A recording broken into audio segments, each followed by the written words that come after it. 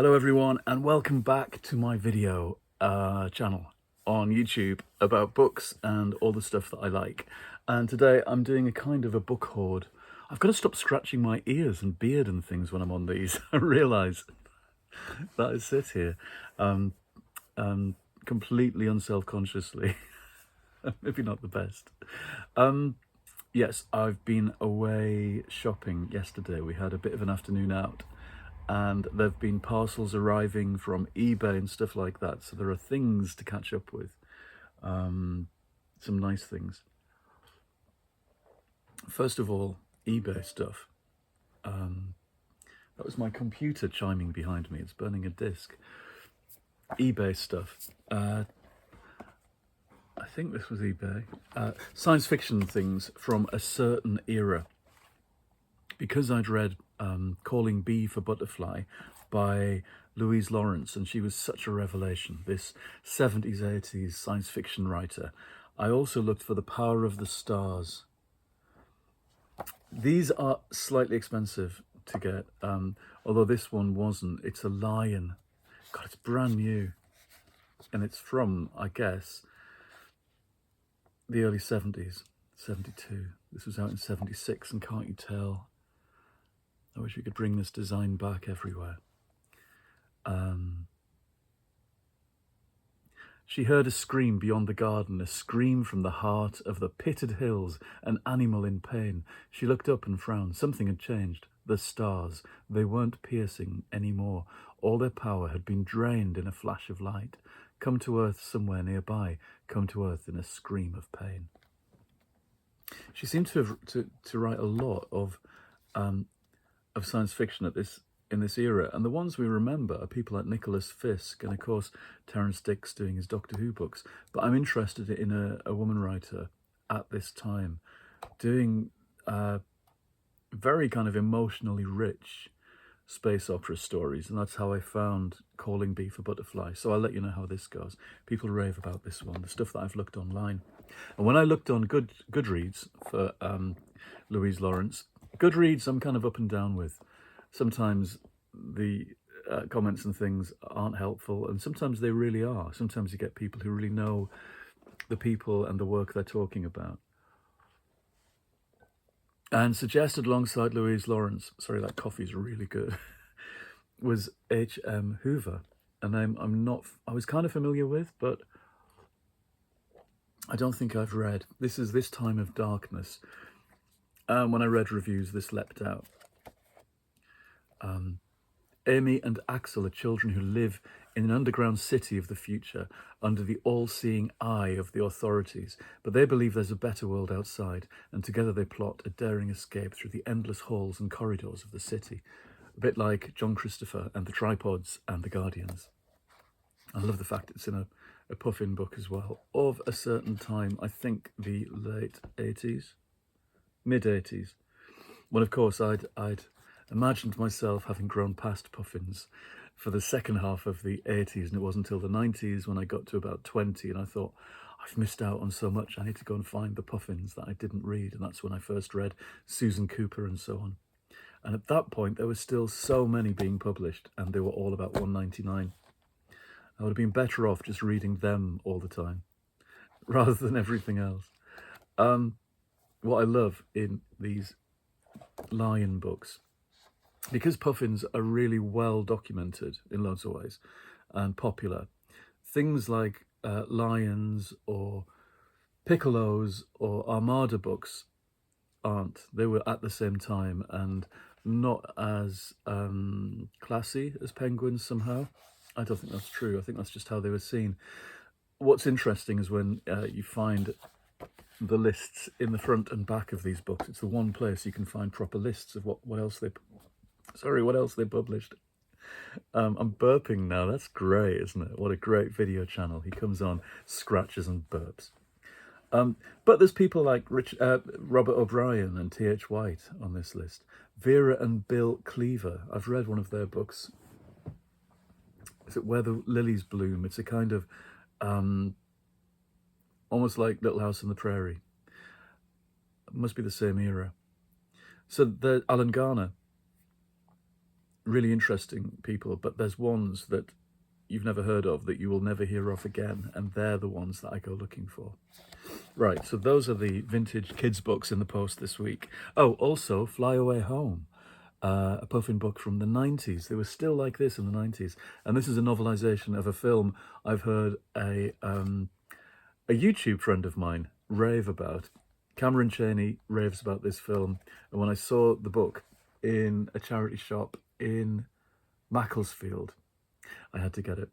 So those are the kids' books from eBay and charity shops recently. An eBay find is this novel from, I think, the early 90s or 80s. No, 99. It looks older. It's St. Martin's Press in New York, who always did really interesting things. I think they're still around. This is The Boy in the Lake, a novel by Eric Swanson.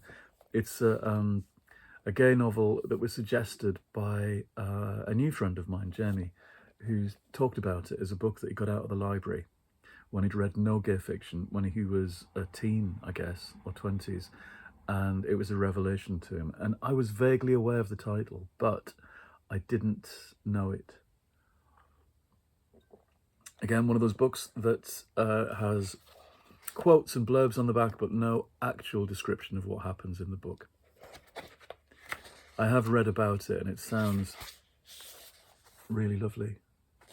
A proper kind of a literary gay novel of the kind of David Levitt's, Edmund White kind, I guess. So that's on the pile.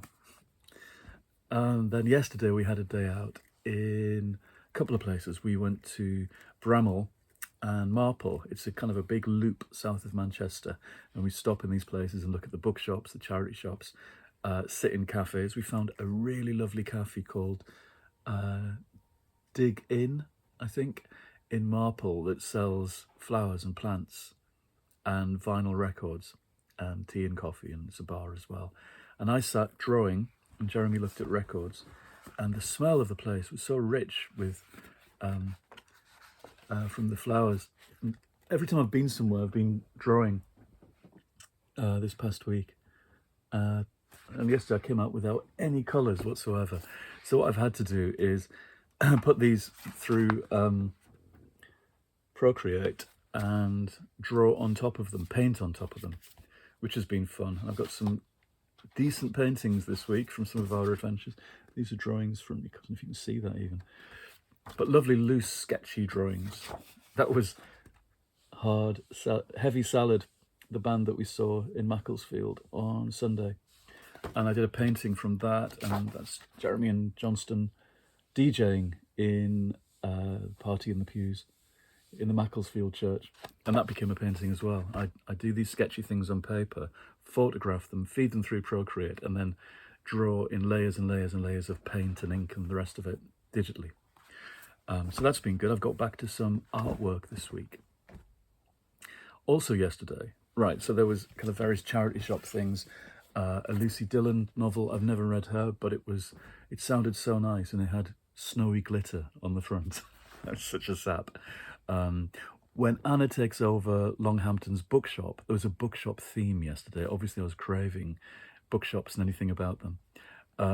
It's her dream come true, and not only because it gets her away from her rowdy stepchildren and their hyperactive Dalmatian.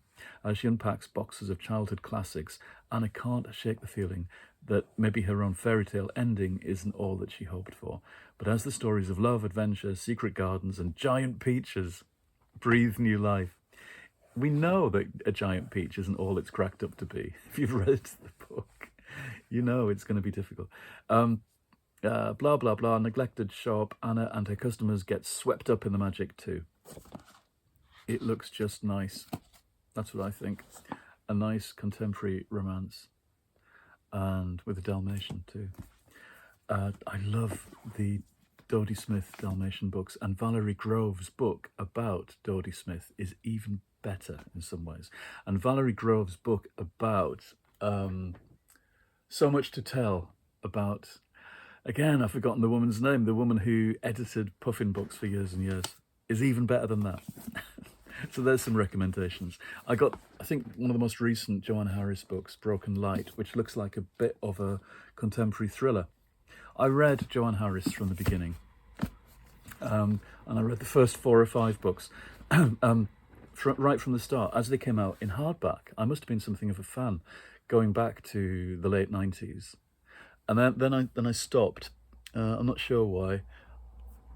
I'm not sure why at all. It just happens, doesn't it? You read 4 or 5 books by somebody, and then they kind of fade away for you for a bit. Chocolat, I can see it over there, was the one I read first, the first one out, because we read together in a Dillon's in Glasgow in 1998.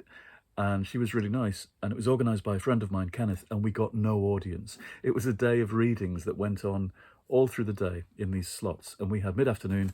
We were both new, relatively. I was on my 4th book or something with The Scarlet Empress.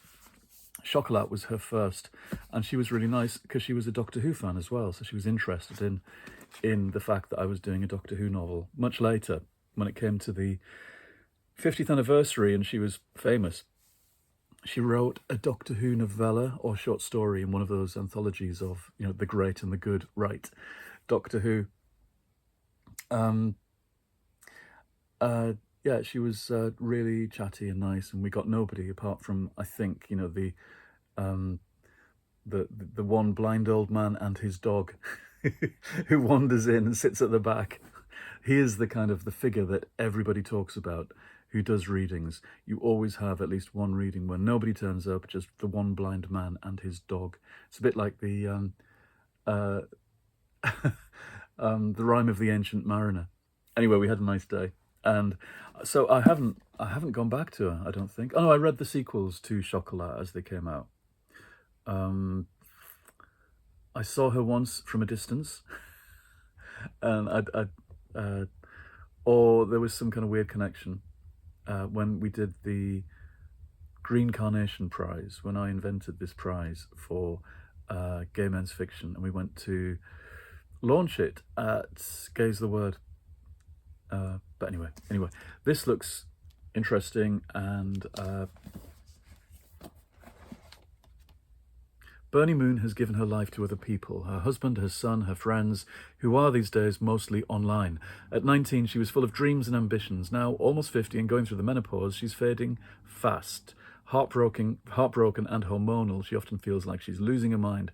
But when a young woman is murdered in a local park, it sparks a series of childhood memories in Bernie, and with them a talent that has lain dormant for most of her adult life.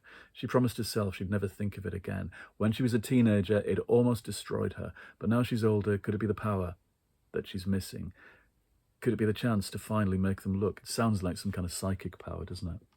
I bet it is.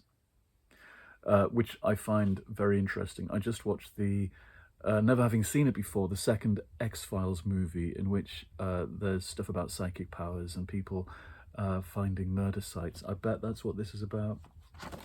Anyway, she's dependable, I would say, as a writer.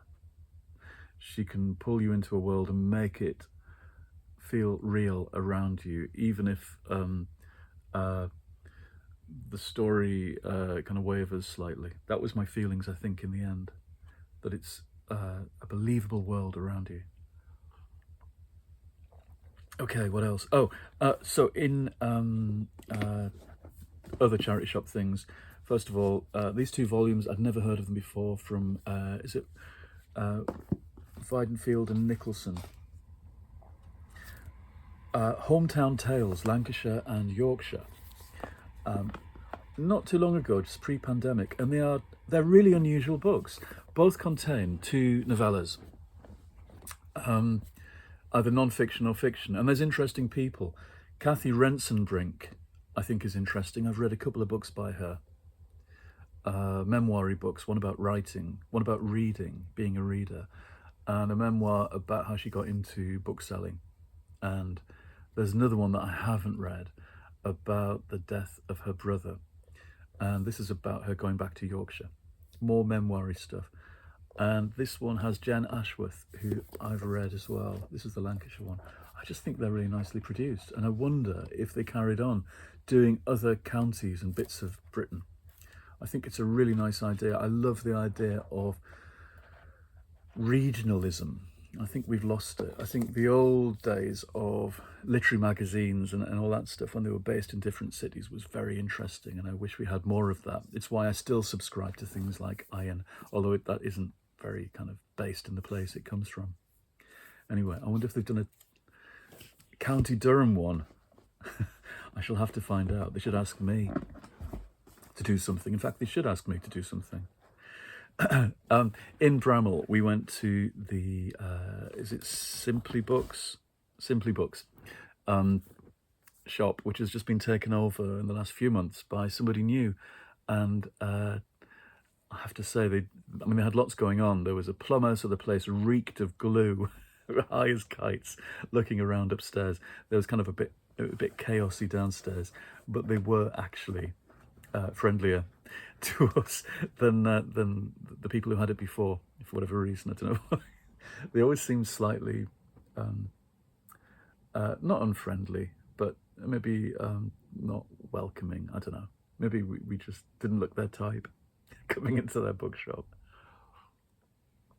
I've said before that I can be a bit put off in fancy independent stores. And maybe that's my problem, I don't know. I just think people are a bit snooty. Anyway, when I go in these places, when they're independent, I always feel obliged to buy something, even if I don't really want to or can't afford to. But I did again yesterday, and it was something that I've been looking out for, or been meaning to get. It's on my kind of wish lists and things. There's at the Morisaki bookshop by Satoshi Yagisawa. There's a whole bunch of bookshoppy novels that I've been meaning to get, and they're all cozy. I read a whole bunch last year.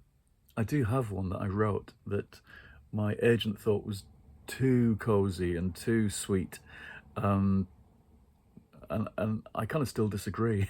I'm going to bring it out anyway somehow, about a bookshop that people make inside a double-decker bus on a council estate, a free bookshop, a free library set in the past.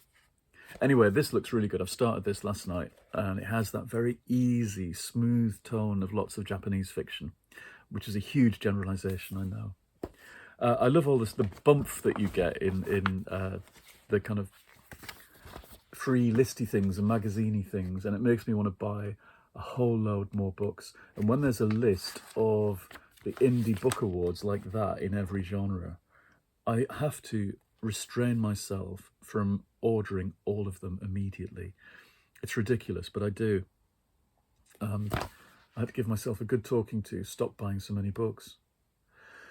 But when you see them like that, you see, and in the bookmark that came with this that lists them too. Now that looks so much like something from school, the kind of chip book club, where you'd have the little booklets and the little slips inside books and lists of things. It's atavistic in me. I'm hardwired to want all of those things, which is terrible. It's great. Of course it's great, and I love spending my money on books, but I have to restrain myself slightly. Especially this week after buying that huge volume of Scream. Although I did get a royalty payment that I wasn't expecting this week, so I've justified everything with that. But that's meant to be my income, not pocket money. Anyway, something really lovely in the post this morning from Nicola Winborn, who's an artist who does zines. She does fanzines, basically, art zines. And one of the ones, I did one a few years ago.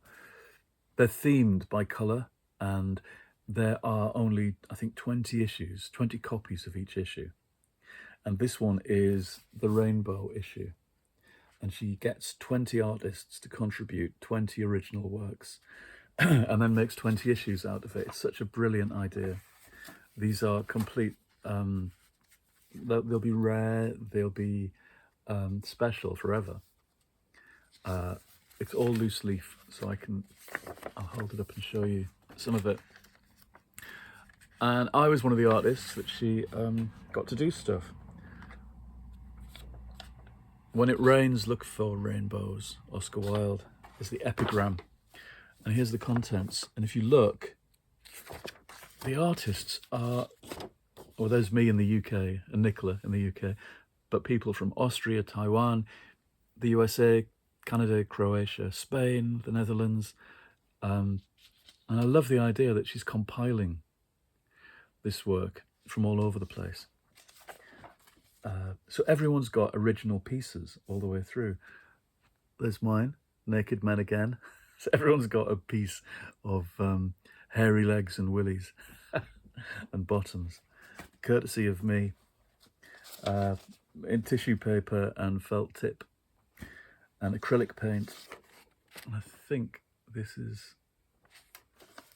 Nicola's piece, and she uses stamps and repeated shapes in patterns, abstract patterns.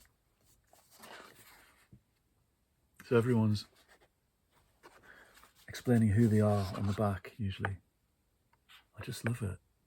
I wish more people did things like this. It's this wonderful thing of putting all this energy into something really special and small that will mean a lot to a kind of a small coterie of people. It's magic, really. I wonder if there's a writing equivalent we could do somehow, or a combination. There's nothing on the back of that one. I'm showing you the back. That's beautiful, isn't it? See, some of them you want to frame, but then you break up the collection. So I don't know. I like having boxes and bundles of interesting papers. Beautiful dirty rainbow. That's rubber stamps. Yeah, boxes and bundles of beautiful pages. And that's a nice thing. I love this one as well with the robots. That really fits the music I've been listening to by Heavy Salad, which do all these kind of sci-fi songs.